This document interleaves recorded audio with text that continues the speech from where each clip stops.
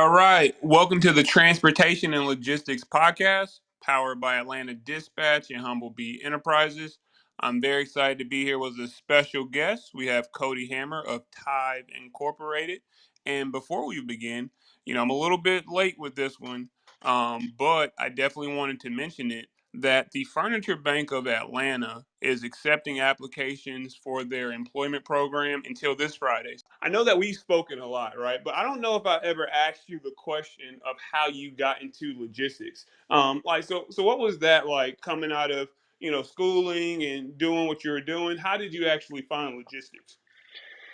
Yeah, man, great question. Taking me back here. Coming out of college, I was from Omaha, Nebraska, and one of the big corporations there that I was kind of aspiring to work for was Union Pacific Railroad, and ended up getting a job with them. Worked there for about 5 years, and Schneider was one of my clients there at UP, and made some really good connections there. And once they caught wind that I was looking to make a change and possibly even making a move, they had quickly contacted me and asked me to work out of their brokerage office in Chicago. So kind of took a chance, packed up, and moved out to Chicago from Omaha, Nebraska, and started in the brokerage game. So the rest is all history from there, really. Yeah, man. What was that like? I mean, because I've never been, but I'd imagine it's a stark difference between Omaha and Chicago. Was that a smooth transition? Yeah, no doubt, man. It was a good transition for sure, but it was a change of pace to say the least. I mean, Omaha is not a small city by any means, but it's not Chicago. You know what I mean? So it was good. I enjoyed my time there. I'd be lying if I said I'd be hurrying to move back. I love Tennessee. The South has really grabbed my heart. But yeah, man, it was good. It was a good experience for me for sure. Right. No, you're in a perfect spot, man. To be in freight sales. I mean, is it considered freight sales when you're on the tech side of things? We kind of consider ourselves freight tech, if you will, Okay. but still obviously very intertwined with the freight industry. So Right. So Freight Alley being there in Chattanooga, it seems like you're positioned in a great place to do what you're doing. And I mentioned that you started, we got introduced as you being an account executive for SONAR, the SONAR platform. So selling that to fleet owners and probably even brokerage operations. And now you are an account executive on the TIVE side of things. And before we get into TIVE, is there like why sales? Is there a reason in your career right now that you wanted to focus on sales versus anything else? yeah, so great question. That really started from my days at Union Pacific. I've always known that I wanted to be in sales. I like to consider myself a hard worker, and the idea of getting paid on your output, really attracted me. And financial goals and objectives aside, I think there's something really powerful and intriguing about finding a solution that really matters and can make a difference to people, and offering that and prescribing that in a way that can truly help an organization. I mean, that thrill and that grind of sales is something that I always knew I would like, and once I got into it, and it's addicting. I couldn't let it go. Right. Do you feel like you anything in particular from your experience selling Sonar that kind of prepped you for this new role? Absolutely, yeah. I mean, I'm incredibly thankful for my time at FreightWaves. We had some world class sales training there.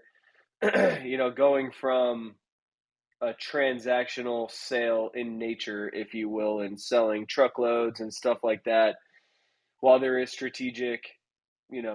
strategic nature to it, it's a little more transactional by nature. And switching over to a software sale type of environment was a big change. And FreightWaves did a great job of training us and grooming us and developing us as true sales professionals and understanding how to, put ourselves in our prospects' shoes and our clients' shoes and understand really what they need and prescribe a solution that would meet those needs. Um, I mean, I can wholeheartedly say that I probably wouldn't even have this job at TIVE had it not been for all the training and development that I received at FreightWaves. No, I feel it, man. I feel it, and that's exactly how I feel about my. Just to make sure the folks who are listening in gets a good understanding, like what are the largest areas within the visibility space that Tide is providing solutions? Like, let's talk about it from top to bottom. Absolutely. And sorry if I pop on a mute real quick. It's because I'm coughing. I'm battling a cold here. But yeah, TIVE in short is a end-to-end visibility provider, right? And we're approaching the visibility space in a unique way in that we're tracking the freight itself, right? Not a driver, not a truck. So we manufacture and provide tracking devices that are about the size of a deck of cards that you would actually put on the freight or inside the trailer itself, right? And these devices are tracking location. The location comes from both 5G cellular connectivity, Wi Fi triangulation, and GPS. And then we're also tracking condition data along the way as well. So temperature, humidity, light, and shock. Um, so a lot of the things that people are trying to solve for when they look to a visibility provider like TIVE is obviously understanding where their freight is, right? Hyper accurate location, all of it being provided in real time. Um, that's really powerful information and not having to rely on a driver connecting to an app on their phone or opting into some type of tracking mechanism. It really fills the gaps that we're seeing throughout the visibility space today. And Right. then, you get into some of that sensor data, obviously with food and anything perishable or sensitive to temperature and humidity allows the users to understand in real time when that shipment may be breaching a threshold that could put the product in danger of being damaged or spoiled. Obviously, a huge help with claims. Anybody here that has been involved in a claim knows how painful and sometimes even expensive of a process that can be. We do a lot in like the high value space. Obviously, theft is a major concern throughout the supply chain space today. And so the light sensor on the device really helps the user understand, are trailer doors being opened when they shouldn't be, or even boxes being opened when they shouldn't be. And, helping you understand in real time when theft could potentially be occurring. And then finally, with anything, sensitive to breakage or damages, the accelerometer in the device is going to notify the user in real time of any type of substantial shock events, right? Did the pallet get dropped while it was being loaded? Did it get messed up when it was being unloaded, or did the driver slam on their brakes, or heaven forbid get in an accident in transit? It kind of unveils the curtain of truth, if you will, in terms of what actually went down during the transit of the shipment. Right, right, man. Well, I appreciate you for that overview. It was packed with a lot of stuff that I do want to break down a little bit further.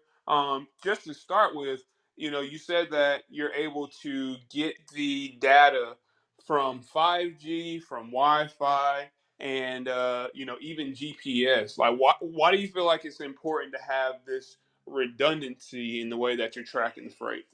Yeah, so it's important to have those several methods of location collection simply due to improved accuracy, right? I mean, there's areas in the country, in the world, this is a global solution, but there's areas throughout the world where it's tough to get a cellular connection, right? And so we can lean on that GPS for the satellite connectivity and a little more accurate of a signal. The 5G, where we were one of the first to we were the first to market with a non-lithium device that had a 5G connection. So it just allows the device to have other methods of location capture to fall back on if it is in, for some reason, an area of the country that it can't connect to one of those three methods. Got you. No, that I hear you, man. That redundancy is huge when it comes to making sure all the visibility isn't lost because customers need that. They require it at this point. At one time, let's just say 18 months ago, the trend was customers, shippers, and manufacturers. I know that I hear you saying that you want this data, but why do you even need to be connected 100%? You know. But now there is no discussion, like that has to be an offering to win a lot of the business. So I hear you there, brother. And you mentioned a lot of the functionalities of TIVE and why it's important. All right, so let's go into some of those case studies, those use cases where you have the sensor in the back, is able to read the environment, humidity levels, temperature. Do you have any studies that talk specifically to that? Yeah, yeah. So, in the perishable space, we've got several case studies and examples of people that are leveraging the TIVE device and the visibility solution for their business. I think one good one could be Alpine Fresh. Alpine Fresh is using our real-time devices for definitely location, but as well as all of the sensor data that comes along with the device. They were really struggling with big gaps in visibility throughout their supply chain.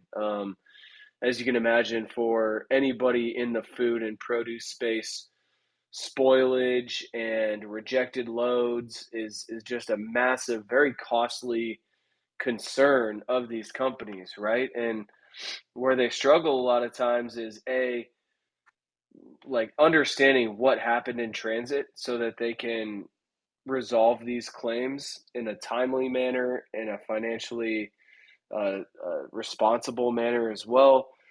But more importantly, being able to take the action in real time to resolve the issue so that these shipments aren't showing up spoiled or damaged to begin with, right? I mean, from a sustainability standpoint, food spoilage is something that we are really trying to reduce, and something that we take very seriously. I think we're very blessed as a country, and trying to avoid as much food spoilage as possible is a huge initiative of ours. So Alpine Fresh has been utilizing the system. We had a $90,000 shipment of asparagus detect a temperature fluctuation while in transit.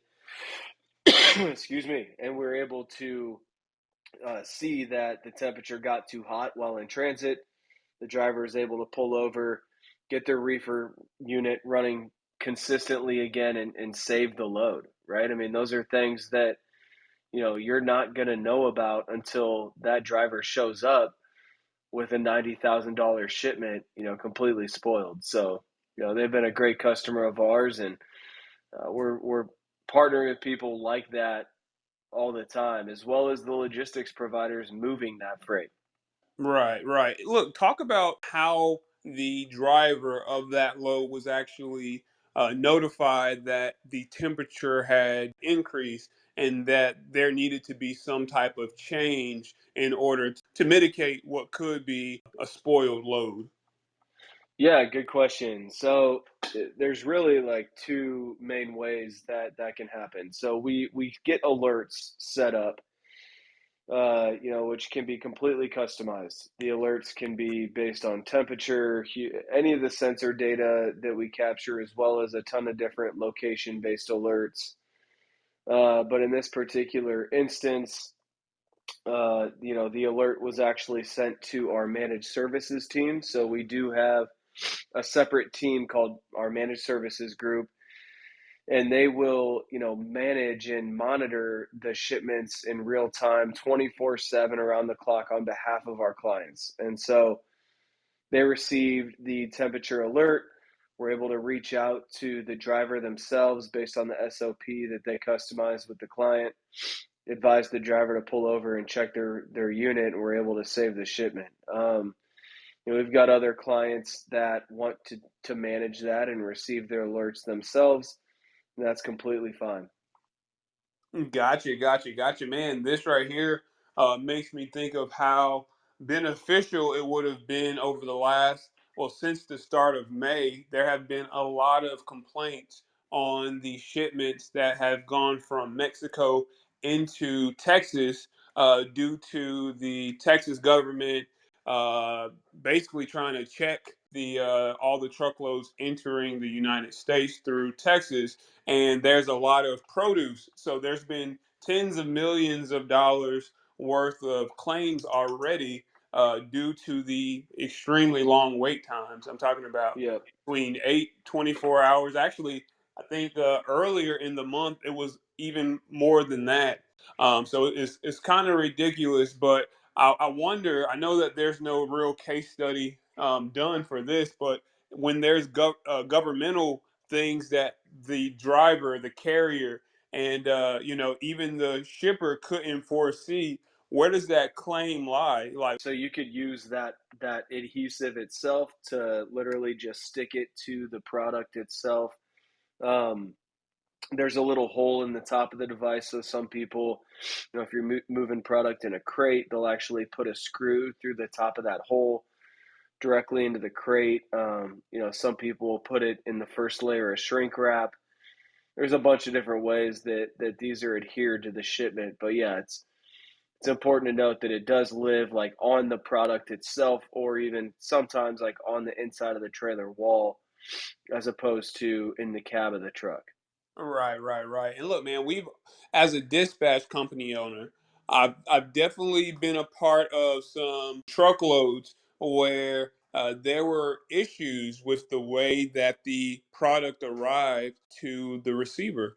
Let's talk about some case studies where you were able to identify where in the process the issue actually occurred because to the trailer. But then most broker carrier agreements, as you know, have that clause saying, or even on the rate confirmation saying that the driver must ensure that no damaged goods are loaded. So it's kind of like the driver becomes trapped even if it was the shipper's fault. But do you have any case studies that kind of clear some drivers of some issues, or just some case studies along that line? Yeah, so absolutely. And first off, you're absolutely right that the claims process can be really messy for everyone involved. And a lot of times, like, if you're moving a load of $500,000 worth of, perishable construction equipment, or the perishable goods, it goes way far beyond just like food and produce.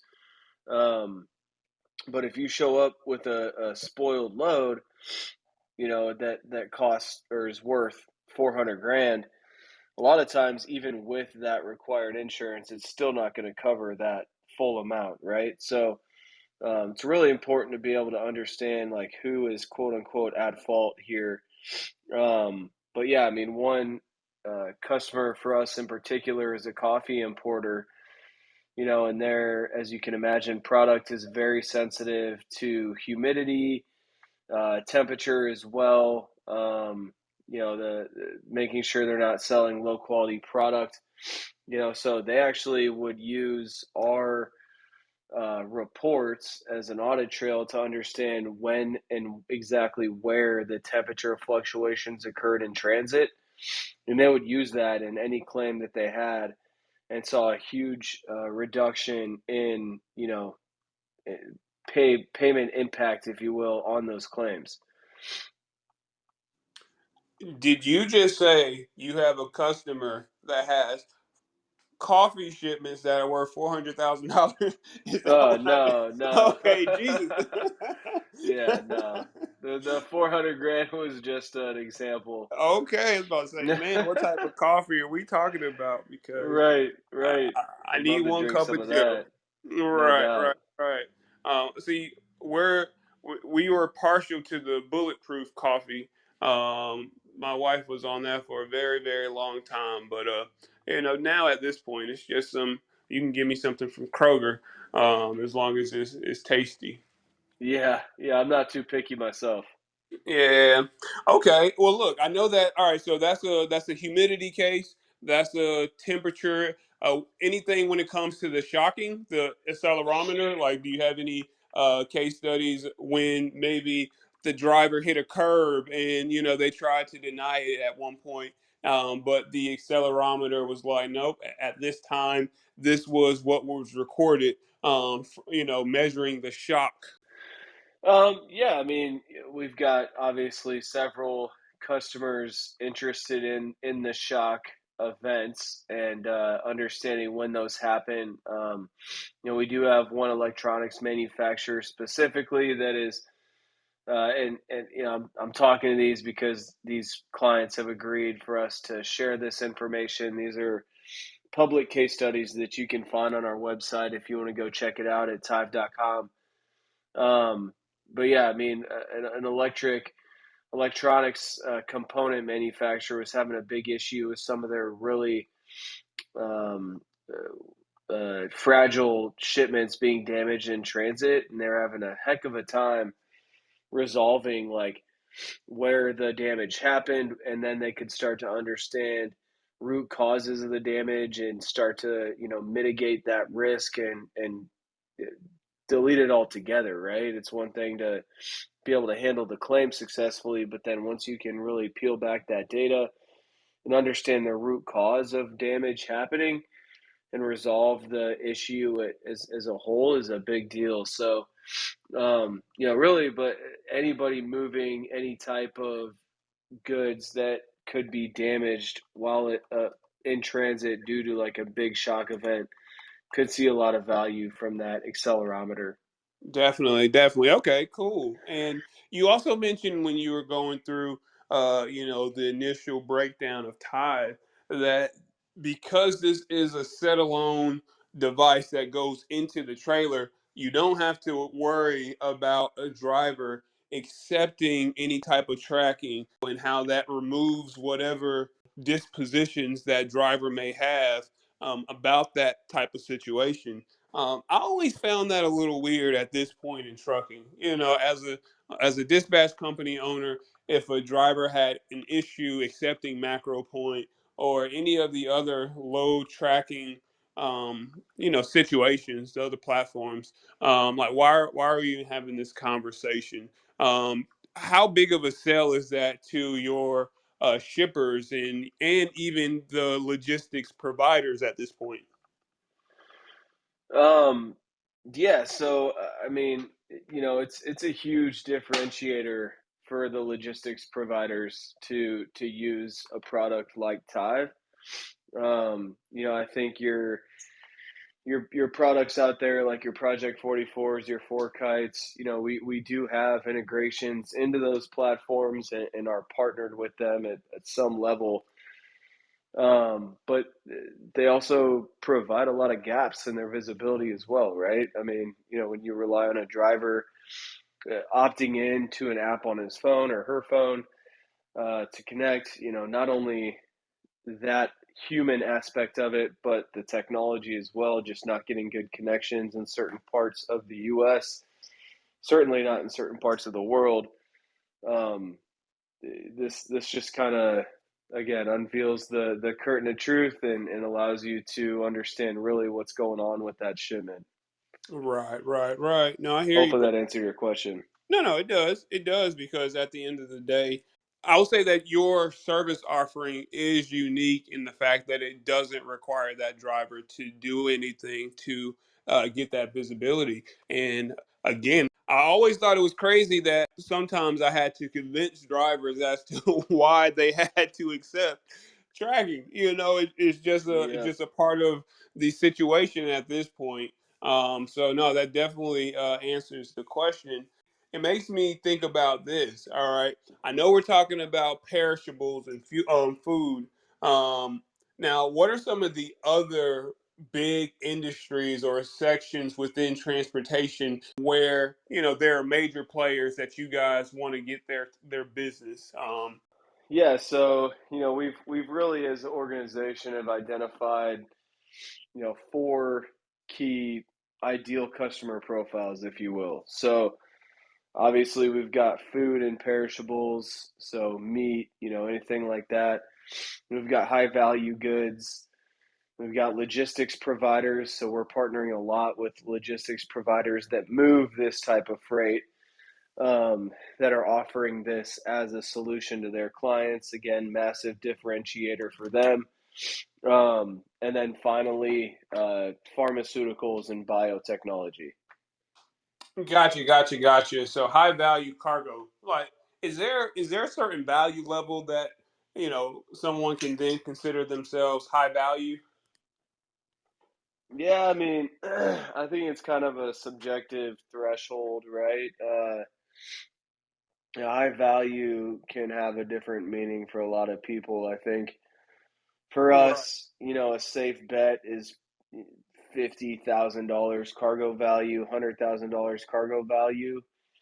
Um, but at the end of the day, when you look at putting a $50 device on a shipment that could cost $15,000, right? I mean, we're partnering with a medical device company right now whose average package, just tracking their packages, and their average value of those packages is 15 grand, right? And they didn't blink an eye at spending $50 on a device because obviously that outweighs losing or a $15,000 package. So, but for TIVE, in terms of our segmentation and that ideal customer profile, we're looking at around 100 grand, give or take, I would say.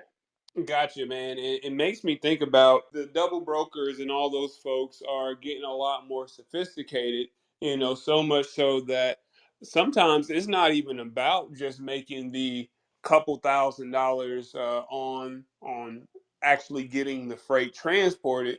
But there are players who are out there completely changing the delivery location with the intent to strip that trailer and steal that product. So it kind of makes me think about those type of case studies, and whether or not when tracking a carrier or a driver that's in transit, if it gets so granular that when they deviate off track, that it makes some type of alerts. Do you guys have something like that? Yeah, yeah, absolutely. So there's a ton of location based alerts that we can get set up, So obviously route deviation is one of them, and you can kind of establish the threshold that you're looking for in terms of how far off the route that driver is going. Um, there's also some movement based alerts. So, one of the most popular is if on prolonged stops. So if you've got a straight through run, you might set that threshold to like 2 hours. So if the driver stops for more than 2 hours, you can get a notification. But you can completely customize that threshold even down to minutes. Um, and from there, we've got a ton of like geofence based alerts. So if you've identified an area of high risk of theft or damage or whatever the case may be, you can create like a risk zone and receive certain notifications in that actual area as well. Gotcha. Okay. Well, yeah, I appreciate you there. This is all based on a battery. We're talking about a device that is going to be affixed inside of the trailer, and it's going to be there to ping the location of the trailer and monitor the the environment inside of that trailer. So that's talking. We didn't even talk about lights just yet. I mean, but just everybody, just know that this also will be able to tell you if the trailer doors are open, to tell you if light has been detected. But all this is coming from a device that's battery operated. What's the battery life expectancy for this piece of equipment? Yeah, so the battery life is driven off of two primary factors. How frequent do you want or really just one, like how frequent do you want the device transmitting data to the platform, right? So for most over the road transits, customers are pretty happy with a 30-minute transmission interval, meaning every 30 minutes they're going to receive measurements and notifications on that data, right? Um, so at the fastest transmission interval of 5 minutes, you're going to get around a week of battery life. You bump that all the way up to 12 every 12 hours, you're going to get anywhere from 4 to 5 months. So it really just depends on how frequent you want the device transmitting data to the platform. Gotcha. And is there a difference between lithium batteries and non-lithium batteries? Because There truly, I don't is, know. yeah, there is. I mean, the device, so we do offer the same device with two different battery types, right? So a lithium battery and a non-lithium battery. With the lithium battery, you're going to get around 30% more battery life just due to the composition of the battery itself. Um, with that being said, all those metrics I just gave were for the non-lithium batteries. So, add a few days to a week to those metrics, and you should be safe. Gotcha. Okay. And I know that Tide has a Get Green program. How does that work when it comes to these devices going out on these long transits and potentially ended up just at a random warehouse? Like what is the Tide Get Green program? Yeah, so our it's a sustainability initiative of ours where we'll actually incentivize the client and even the receiver to send the devices back to TIVE to be refurbished and repurposed. So in other words, we'll offer a 20% rebate to the customer, and the customer can even elect to share that rebate with the receiver, just to incentivize them to send the devices back to TIVE. Gotcha, man. Well, look, well, I did have a couple more questions, right? But these questions would be more based off of just some of the stuff that we talked about earlier of, just you're coming from the brokerage side of things before you got into freight tech sales. And you know the last 6 months we've heard of so many different brokerages doing these massive layoffs. I think there are even some more layoffs that were um, reported from CH Robinson and Yep. some other places. So I wanted to ask you, just from your experience, do you think that it's kind of like a nice, easy transition from somebody that has been in freight sales to go into freight tech sales? Like, do you think that this is a viable option for those who have recently lost their opportunities? Yeah, I mean, generally speaking, I would say that, freight sales professionals should have a pretty good entry into freight tech. I mean, obviously, they know the industry as a whole, they know the value prop, they understand the challenges that these logistics professionals are facing. So that can be a big advantage for a salesperson going into a freight tech sales job. It's a different type of sale, right? It's a consultative sale. Typically a lot more complicated of a procurement process to go through the buying committee and the buying process and journey. So while there is a learning curve there, I would absolutely consider it a viable option. Definitely, definitely. Well, I appreciate you there. As far as you, man, anything cool coming up? Anything, any vacations or anything? Yeah, man. So I getting married in June, Hey, on June 6th here. So coming up in a few weeks, my fiance. Well, I guess we're getting married in Mexico. So we legally got married last week in the U.S. So I guess I can call her my wife now. hey. It's just such a crazy process to get married in Mexico.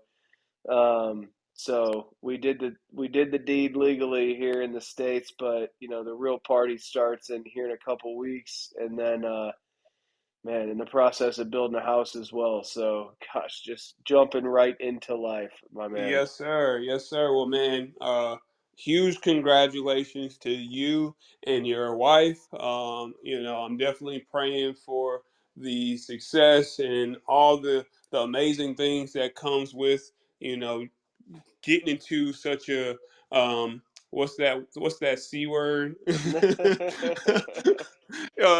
it just escapes me, but it's something with God. It's that C word with God. No Um, doubt. so no, a covenant. There it is. There you go. It came to me last second, but no, that's a beautiful thing, man. I definitely wanted to say congratulations, and again, I'm definitely gonna be praying for you guys. Is there anything that you wanted to say before we closed out? Uh, yeah. I mean, look, if y'all are moving, I know there's a lot of logistics people that listen to this, right? So, if you have a need for visibility or anything like that, like obviously feel free to hop on the website and fill out a contact form, and we'd be more than happy to chat with you. I know that it's a tough market out there right now, so having a differentiator for yourself can be big and can make a big impact for your clients. That's really it, man. Just really happy to be on here and grateful for the opportunity to come up here and chat with you again. It's been a minute. Yes, sir. Yes, sir. Anytime, my brother. Like I said, as much as we, discuss freight and just the market, I'm definitely here to support everything that you have going on. So thank you again for joining me and allowing me to highlight you and TIVE. So everybody who may be listening in, I want to say thank you for the support. Tune in on Monday. Of course, we're still partnering up with FreightWaves, a SONAR team, and we're gonna be talking about the market conditions. And in addition, there's gonna be a Monday session. I have, definitely learned a lot about government contract opportunities as a part of the bipartisan infrastructure law, and I am going to be bringing on a representative from the Georgia Department of Transportation because that just so happens to be one of the avenues, the venues, the mediums through which you can access some of the funding that has been granted at that federal level. So there are opportunities to work with GDOT to partake in some of these contracts and earn a lot of money. So with everything that's been going on in the transportation industry, there might be a pivot that is available into government contracting. So I am focused on bringing awareness and knowledge and the to-dos and maybe the not to-dos over the next month or so. So tune in on Monday because that's going to be a session where we're going to be, going in what this person who administers this federal funding needs to see, and it might be able to help you save some time if this is something that you're trying to be a part of, which I would highly recommend that you be a part of. So that's my spiel. But again, Cody, brother, I appreciate you, and everybody have a blessed one. Thanks, Jory. Thanks, everyone. Anytime, sir.